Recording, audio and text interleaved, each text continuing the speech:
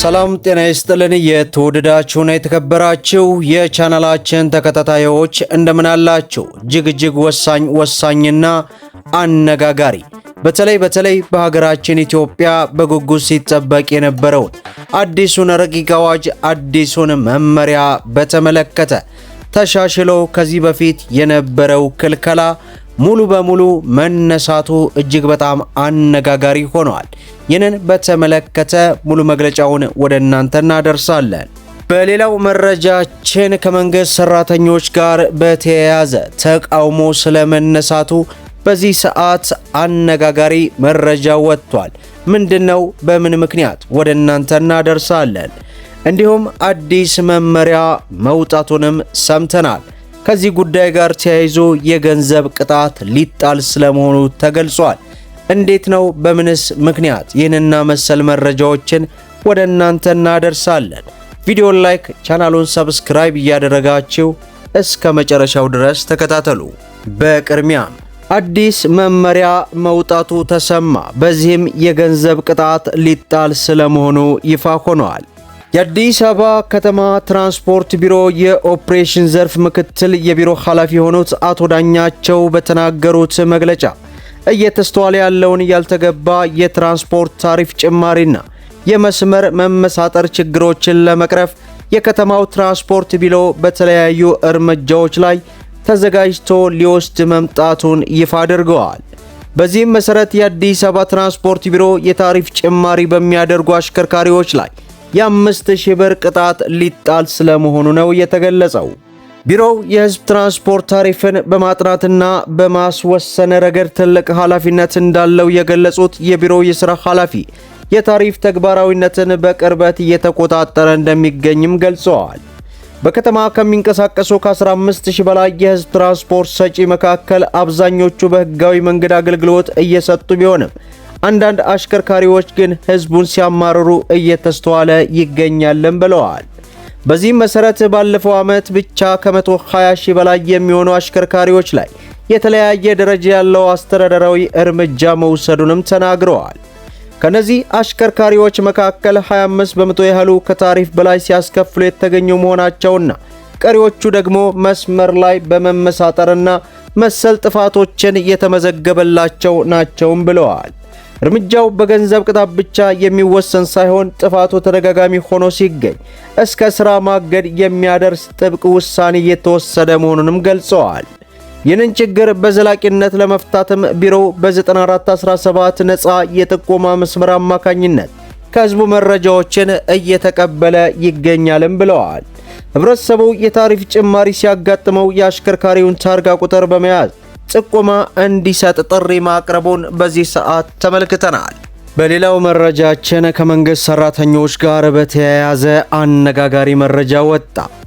የኑሮ ውድነት እንደ ሀገር ከባድ ፈተና ሆኖብናል በማለት በዛሬው ዕለት የመንግስት ሰራተኞች ከፍተኛ የሆነ ተቃውሞ ማስነሳታቸውን በዚህ ሰዓት ሪፖርተር ይፋ አድርጓል። በተለይ ዝቅተኛ ገቢ ያላቸው የማህበረሰብ ክፍሎች በተለያዩ ወጪዎች ሸፍነው ለመኖርና ቤተሰብ ለማስተዳደር ተቸግረዋልም ተብሏል።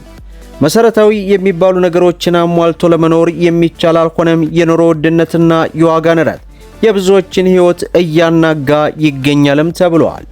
በመሰረታዊ ፍጆታ ላይ በየዕለቱ የሚታየው የዋጋ ጭማሪ የሰዎችን የመግዛት አቅም እየፈተነ ህብረተሰቡን ለምሬት እየዳረገም ነው ተብሏል። ከቤት ኪራይ ጭማሪ ጀምሮ በፍጆታ ዕቃዎችና በሸቀጣሸቀጥ ምርቶች ላይ ያለው የዋጋ ንረት አብዛኛው ሰው ተስፋ እያስቆረጠም ነው የተባለ ሲሆን በተለይ የመንግስት ሰራተኛ ደሞዝተኛ የሆኑ ምንዳ የሚከፈላቸውን የቀን ሰራተኞች ስራ ፈላጊን ጨምሮ በርካቶች በኑሮ ውድነት አጣብቂኝ ውስጥ ወድቀዋልም ተብሏል። በአሶሳ ከተማ ያለው የኑሮ ውድነት የከፋ ነው። ለቤት ፍጆታ የሚውሉ ምግብ ነክ ነገሮች መሽቶ በነጋ ቁጥር የዋጋ ጭማሪ ይታይባቸዋል። የማገኘው የወር ደሞዝ፣ ቀለብ፣ የልጆች ትምህርት፣ የትራንስፖርትና ሌሎች ወጪን ተደምረው ሊያኖረኝ አልቻለም ማለቷን አንዲት ግለሰብ መግለጿም ተነግሯል።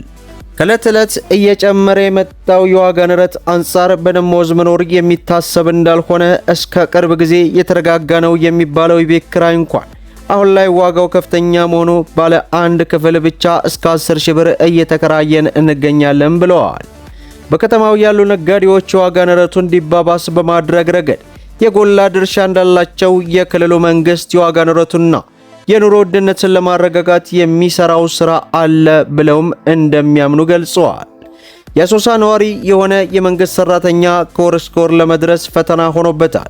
የኑሮ ውድነትና የዋጋ ንረቱ በዚህ የሚቀጥል ከሆነ ቤተሰብ ሊበትንና ልጆችም ለጎዳና ህይወት ሊጋለጡ ይችላሉ የሚል ስጋት መኖራቸውንም ጨምረው ተናግረዋል። መምህር ብሩክ እንደገለጹት በ17000 ብር ደሞዝ እንዴት በልቶ ማደር ይቻላል?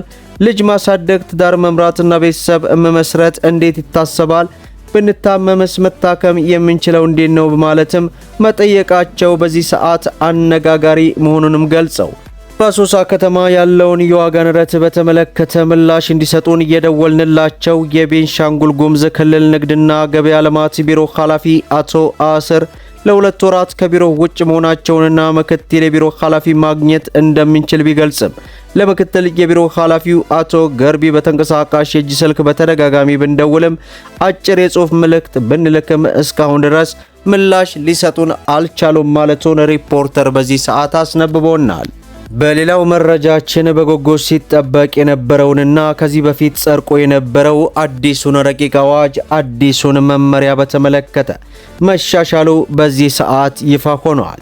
የአዲስ አበባ ከተማ አስተዳደር መሬት ልማትና አስተዳደር ቢሮ በአርሶ አደር ይዞታ ላይ ሲሰጥ የነበረውን የይዞታ ማረጋገጫ የምስክር ወረቀት አገልግሎት ላይ ጥሎት የነበረውን እገዳ ማንሳቱን አስታወቀ። ቢሮው ለሁሉም የቢሮው ስራ ዘርፎችና ለክፍለ ከተማ መሬት ልማትና አስተዳደር ጽህፈት ቤቶች ባስተላለፈው መመሪያ በአርሶ አደር የይዞታ ላይ የሚሰጡ የይዞታ ማረጋገጫ የምስክር ወረቀቶች ለሶስተኛ ወገን እንዳይተላለፍና እንዳይዘዋወሩ ቀደም ሲል እገዳ ጥሎ እንደነበርም ቆይቷል። ይህንን እገዳ በተመለከተ ማሻሻያ ማድረጉንና የተጣለው አርሶ አደሩን ከኢኮኖሚና ማህበራዊ ቀውስ ለመጠበቅና የይዞታው ዋስትና ለማረጋገጥ በታለመ አዲስ ረቂቅ አዋጅ መመሪያ መሰረት እንደሆነም ተገልጿል። ይሁን እንጂ እገዳው በቆየባቸው ጊዜያት በመልካም አስተዳደር ዙሪያ ክፍተቶች ሲታዩ መቆየታቸውን ከባለ ይዞታ ቅሬታና ቤቱታ ሲቀርብ እንደነበርም ቢሮው ጠቁሟል። እነዚህን የመልካም አስተዳደር ችግሮች ለመፍታትና ለቀረቡ ቅሬታዎች ምላሽ ለመስጠት ሲባል ከነሐሴ 14 ቀን 2018 ጀምሮ እገዳው እንዲነሳና በመላው ሀገሪቱ ላይ ተግባራዊ እንዲደረግ ውሳኔ ማስተላለፉ ሰጥቷል። በመሆኑም የሚመለከታቸው አካላት ስራውን በከፍተኛ ጥንቃቄና በዲሲፕሊን እንዲያከናውኑ ቢሮው ጥብቅ ማሳሰቢያ መስጠቱንም ገልጿል።